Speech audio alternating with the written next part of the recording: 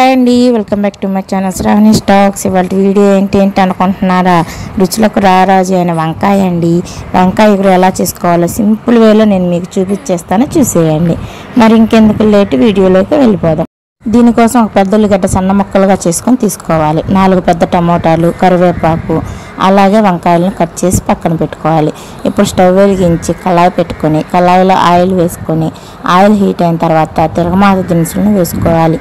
తిరగమాత దినుసులు వేగేటప్పుడు కరివేపాకు రెబ్బలను వేసుకొని కరివేపాకు కూడా వేగిన తర్వాత పెద్దుల్లిపాయ ముక్కలను బాండీలో వేసేసుకొని పెద్దుల్లిపాయ ముక్కలు కూడా సగం వేగేంత వరకు వేగించుకోవాలి.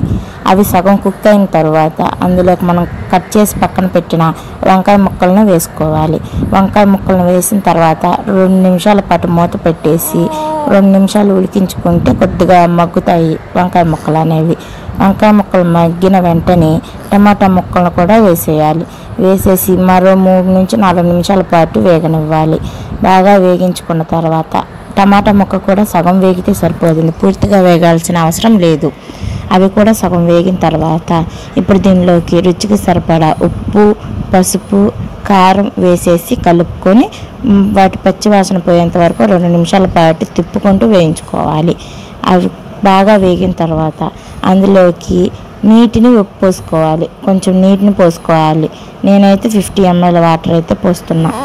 పోసిన తర్వాత మూత పెట్టేసి మీడియం ఫ్లేమ్లో ఒక 10 నిమిషాల పాటు ఉడకనిస్తే ఇలా అయితే ఉంటుందండి. మూత తీసి చూస్తే ఎంత బాగుంటుందో కూర. చూసారా, కన్నులకి ఎంత కన్నుల విందుగా ఉందో. రుచి కూడా అంతే సూపర్గా ఉంటుందండి. మీరు ఒక్కసారి ట్రై చేసి రెసిపీ నాకు ఎలా ఉందో కామెంట్స్లో చెప్పండి. అంతేనండి.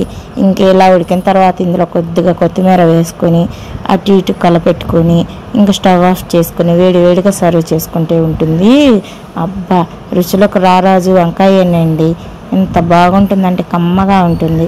మరో 2 ముద్దలు ఎక్స్ట్రానే తింటారు. ఇదండి వాళ్ళ వీడియో. నచ్చినట్లయితే వీడియోని లైక్ చేయండి, ఛానల్ని సబ్స్క్రైబ్ చేసుకోండి. ఇలాంటి మరెన్నో వీడియోలు ఛానల్లో ఉన్నాయి. ఒకసారి ఛానల్ ఓపెన్ చేసి వీడియోస్ అన్నీ చూడండి.